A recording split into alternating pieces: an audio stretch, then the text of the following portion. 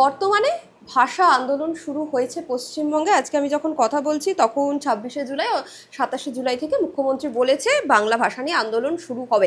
তার সঙ্গে আরও একটা বিষয় যোগ হয়েছে যে এই যে প্রত্যেকটা রাজ্যে যেখানে বিজেপি রয়েছে সেখানে ভোটার তালিকা সংশোধন, পুরো বিষয়টা নিয়ে আমি স্যারের সঙ্গে কথা বলে নেবো। স্যার, এই যে বাংলা ভাষাভাষীদের মানুষদের ওপর যে অত্যাচার প্রত্যেকটা রাজ্যে বিজেপি তো নির্দ্বিধায় অস্বীকার করে যাচ্ছে, কিন্তু মুখ্যমন্ত্রী আন্দোলন শুরু করবেন বলেছেন এবং তার সঙ্গে নির্বাচন কমিশনের যে ভোটার তালিকা সংশোধন সেটারও বিরোধিতা করছে তৃণমূল। দেখো, এটা নিয়ে আমার দুটো কথা বলার আছে। এক হচ্ছে যে ভাষা আন্দোলন করে পশ্চিমবঙ্গে কি হবে আমি জানি না এই প্রেক্ষিতে, মানে সেটা আমার একটা প্রশ্ন থাকলো মাননীয় মুখ্যমন্ত্রীর কাছেও।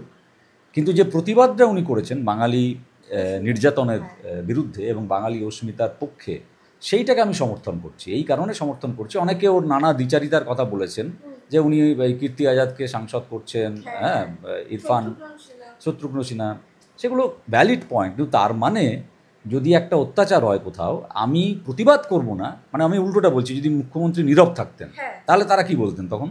কাজেই প্রতিবাদ করে ঠিক করেছেন, সেটা নিয়ে আমার কোনো দ্বিমত নেই। এবং বিজেপি যতই বলুক যে না এরকম কোনো ঘটনা ঘটছে না, প্রতিদিন খবরের কাগজ খুললে আমাদের যারা বন্ধুবান্ধব রয়েছে, বাঙালি বন্ধুবান্ধব রয়েছে, সেদিন আমার একটা পোস্টে একজন লেখক, দিল্লির নিবাসী একজন লেখক, তিনি বললেন, একজন আমার মন্তব্যের বিরোধিতা করছিলেন যে আমি দিল্লিতে আছি, এসে দেখে যান যে এখানে বাঙালিদের কি অবস্থা।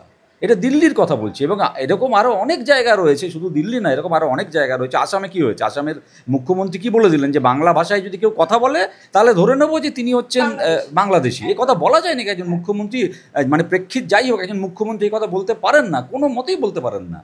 তো সেই জায়গা থেকে বিজেপি যতই অস্বীকার করুক, হ্যাঁ বিজেপি শাসিত নয় এমন কতগুলো রাজ্যে ওই ঘটনা ঘটেছে, কিন্তু মূল ঘটনাগুলো ঘটছে কিন্তু বিজেপি শাসিত রাজ্যগুলোতে।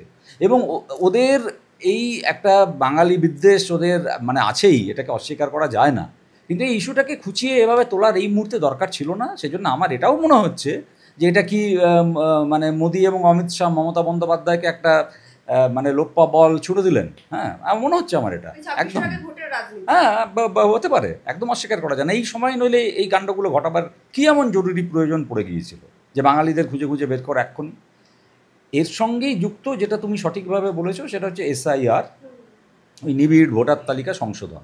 সেটাও এখন শোনা যাচ্ছে, গতকাল থেকে শোনা যাচ্ছে যে গোটা দেশে নাকি হবে, কিন্তু টার্গেট করে শুরু করা হলো কিন্তু বিহারে এবং নির্বাচনের আগে। এই সময়টাকেই তো একটা প্রশ্ন করতে হবে যে কেন ভাই তুমি বিহারে ঠিক নির্বাচনের আগে কয়েক মাসের মধ্যে এই কাজটা করছো, যেটা একটা, হ্যাঁ, যেটা একটা ম্যাসিভ মানে প্রসেস, এবং অনেকটা সময় নিয়ে এই কাজটা করার দরকার। এটা দ্রুত তড়িঘড়ি করে কাজ করা উচিত না। এবং আরও যেটা ভয়ঙ্কর, এটা নিয়ে সুপ্রিম কোর্টে মামলা চলছে, 28 তারিখ আর একটা হিয়ারিং আছে, সুপ্রিম কোর্টও কী বলে সেদিকে আমরা সবাই তাকিয়ে আছি। সেটা হচ্ছে ভোটার কার্ড, আধার কার্ড, এইগুলোকে আইডেন্টিটি প্রুফ হিসেবে ধরবে না, ইলেকশন কমিশন জানাচ্ছে। আচ্ছা, আধার কার্ডকে আইডেন্টিটি প্রুফ হিসেবে ধরবো না, মেনে নিলাম, যদিও আধার কার্ডকে তুমি সর্বত্র লিঙ্ক করা করিয়েছো, কেন করিয়েছো তাহলে এই প্রশ্ন উঠবে। কেন্দ্র সরকারই করিয়েছে। ভোটার কার্ডটা কে দিয়েছে? ইলেকশন কমিশন দিয়েছে। তুমি কি করে বলতে পারো যে আমি ভোটার কার্ডের মান্যতা দেবো না? তুমি বলতে পারো যে এই ভোটার কার্ডের লোকটা এখানে আছে কিনা, এই লোকটা মারা গেছে কিনা, সেইটা আমি দেখব। কিন্তু তুমি সাধারণ জনগণকে বলছো যে না, ভোটার কার্ডকে আইডেন্টিটি প্রুফ হিসেবে আমি গ্রহণ করবো না। এবং স্যার এমন এমন ডকুমেন্টস চাইছে সাধারণ মানুষের পক্ষে দেওয়া, সেটা মানে অসম্ভব। আমি একটা কথা বলি, শুনো, মানে এটা খুব মানে গুরুত্বপূর্ণ এবং জরুরি কথা। সুপ্রিম কোর্ট কিন্তু তার অবজারভেশনে স্টে অর্ডার দেয়নি, বলেছে যে হ্যাঁ এসআইআর এর কাজ চলুক বিহারে, কিন্তু একই সঙ্গে বলেছে যে কেন ভোটার কার্ড আধার কার্ডকে নেবেন না। কেননা আমাদের যে সমস্ত আইন কানুন আছে তাতে পরিষ্কার করা আছে, আরপি অ্যাক্টে পরিষ্কার করা আছে যে ভোটার কার্ড হচ্ছে একজন নাগরিকের নাগরিকত্বের প্রমাণ, আর কি প্রমাণ থাকবে। দ্বিতীয় কথা হচ্ছে যে যেটা তুমি বললে যে এমন এমন ডকুমেন্টস চাওয়া হচ্ছে, এসসি এসটি কার্ড, এটা কখনো কোনো মানুষের নাগরিকত্বের প্রমাণ হতে পারে? এর চেয়ে গুরুত্বপূর্ণ হয়ে গেল ব্যাঙ্ক অ্যাকাউন্ট। ভোটার কার্ডের চেয়ে গুরুত্বপূর্ণ হলো ব্যাঙ্ক অ্যাকাউন্ট। ব্যাঙ্ক অ্যাকাউন্ট খোলা হয় কি দিয়ে? খোলা হয় তো ভোটার কার্ড আর আধার কার্ড দিয়ে। অ্যানোম্যালিসগুলো দেখো, মানে এদের স্ববিরোধিতাগুলো দেখো। কি লক্ষ্যটা কি? আমি বলছি লক্ষ্যটা হচ্ছে এটা, কি বলা হলো যে এলআইসি থাকলে দাও। এলআইসি খুলতে গেলে তোমাকে কি দিতে হয়? এলআইসি চালু করতে গেলে ভোটার কার্ড আর আধার কার্ড দিতে হয়। তো যে জিনিসগুলো তৈরি হচ্ছে ভোটার কার্ড আধার কার্ড দিয়ে, সেগুলোকে তুমি অ্যাকসেপ্ট করছো, আর ভোটার কার্ড আধার কার্ডকে অ্যাকসেপ্ট করছো না। কি হয় নাকি?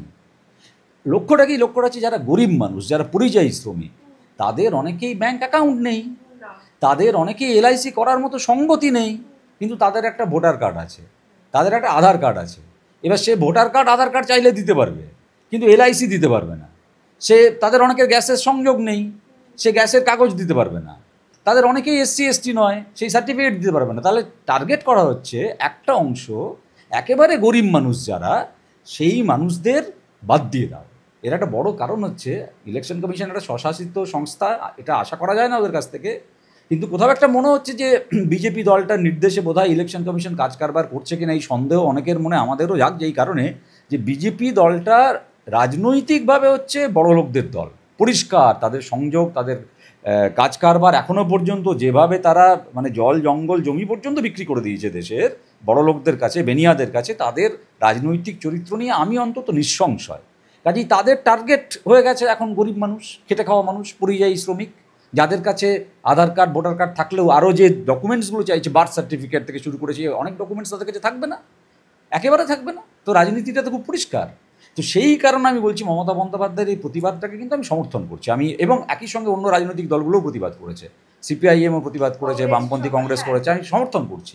কিন্তু তার মানে নিবিড় ভোটার তালিকা সংশোধনের আমি বিরোধিতা করছি এটাও আমি বলবো না। কেন? আমি সময় নিয়ে যথাযথভাবে যত্ন নিয়ে এই কাজটা করা হোক। তার কারণ এটাও সত্য, বিজেপি যে অভিযোগটা তুলছে যে প্রচুর ভুয়ো ভোটার আছে, একই মানুষের 5 জায়গায় 7 জায়গায় নাম আছে, মৃত মানুষের নাম এখনও তালিকায় রয়ে গেছে, সেগুলোও কিন্তু সত্য।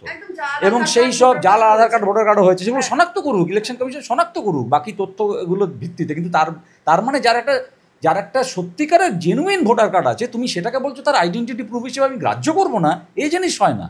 এবং এই যে নকল ভোটার যারা, তাদের দিয়ে মৃত ভোটার যারা, তাদের ভোটগুলো তো সত্যি সত্যি ছাপ্পা হয়। কাজে আমি সেই জন্য বলছি যে নিবিড় ভোটার তালিকা সংশোধন হলে যদি যত্ন নিয়ে প্রকৃত একটা মানে বৈজ্ঞানিক পদ্ধতিতে সৎ উদ্দেশ্য নিয়ে এটা করা হয়, এটা কিন্তু দেশের গণতন্ত্রকে পুষ্ট করবে। আমি এর বিরোধী নই, কিন্তু যে পদ্ধতিতে এটা করা হচ্ছে এবং অনেকের নানা কারণে যে রাজনৈতিক উদ্দেশ্যে এটা করা হচ্ছে বলে মনে হচ্ছে, সেই সন্দেহটা আমারও হচ্ছে। এবং সেই জায়গা থেকে কিন্তু আমি দাবি রাখছি যে ধীরে যত্ন নিয়ে সমস্ত নিয়মকানুন মেনে সংবিধানে একজন ভারতীয় নাগরিককে যে সমস্ত অধিকার দেওয়া হয়েছে, সেই অধিকারগুলো রক্ষা করে এই কাজ করা হোক। এবং আমি আশাবাদী যে সুপ্রিম কোর্ট সেই দিকে একটা আমাদের নির্দেশ দেবে। স্যার, আমি একদম শেষ প্রশ্ন করবো। আমরা তো বলতে পারি না একেবারেই যে বিহার বা পশ্চিমবঙ্গের মতো রাজ্য বড়লোক রাজ্য, সেখানে এই গরিব মানুষদের যদি আমরা দেখি যে নির্বাচন কমিশন কোথাও গিয়ে একটা পার্টির দ্বারা ইনফ্লুয়েন্সড হয়ে গিয়ে বাদ দিয়ে দেয়, তাহলে তো ভোট যেভাবে হবে সেটা একেবারেই ভালোর দিকে যাবে হবে না। তো আমি তো বারবার সেই কথাটা বলছি যে এটা একদম অন্যায় কাজ হচ্ছে। যে ডকুমেন্টস চাওয়া হয়েছে আর যে ডকুমেন্টসকে বাদ দেওয়া হয়েছে, সেই কারণেই অনেকে এই গোটা বিষয়টাকে রাজনৈতিক বিষয় বলে মনে করছেন, এবং আমারও সেটা মনে হচ্ছে। এবং তা যদি হয় তাহলে ওই যে বললাম তোমার, মানে গরিব মানুষের মধ্যে এ রাজ্যে এখনও বিজেপির পেনিট্রেশন সেই অর্থে খুব একটা বেশি নয়। তো যার ফলে ওরা চাইছেন ওই অংশটাকে টার্গেট করতে। পরিযায়ী শ্রমিক যারা, তাদের মধ্যে পেনিট্রেশন খুব একটা বেশি নয়, ওরা চাইছেন ওই অংশটাকে টার্গেট করতে। যে কারণেই তো বারবার, এবং সেই কারণে ওরা বারবার এটাকে সমর্থন করছেন, প্রবলভাবে সমর্থন করছেন। এবং অনেকে বলছেন যে বিজেপির নির্দেশেই নাকি ইলেকশন কমিশন এই কাজ করছে। তা যদি হয় তা খুব দুর্ভাগ্যজনক। আমি আবার বলছি, আমি চাইবো ইলেকশন কমিশন একটা স্বশাসিত সংস্থা এবং তার প্রবল ক্ষমতা আছে, সেই ক্ষমতা কাজে লাগিয়ে কোনো রকম রাজনৈতিক চাপের কাছে নতি স্বীকার না করে এই কাজ করুক সুষ্ঠুভাবে, সুন্দরভাবে, সংবিধানকে মান্যতা দিয়ে, সময় নিয়ে।